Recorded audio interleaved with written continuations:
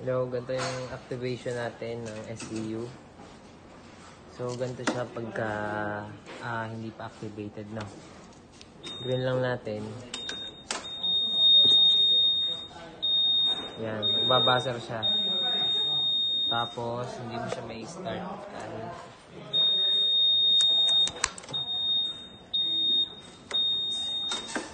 So, ang gagawin lang natin, tips lang namin din, no?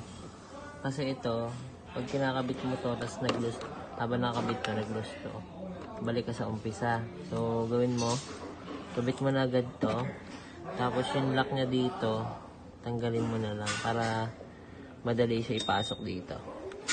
Hindi siya mag-lose connection. So, start muna tayo. Siyempre, kailangan mo nung may asterisk. Ito, may asterisk. Ito lang kailangan mo dyan. So, any activation, kailangan mo ng may asterisk.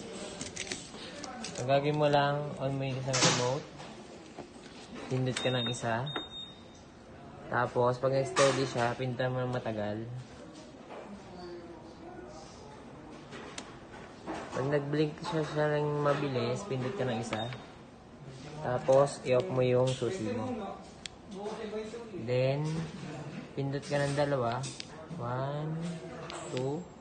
Pindot sa knob. 1, 2. Sa knob. 1, 2. Pindot sa knob.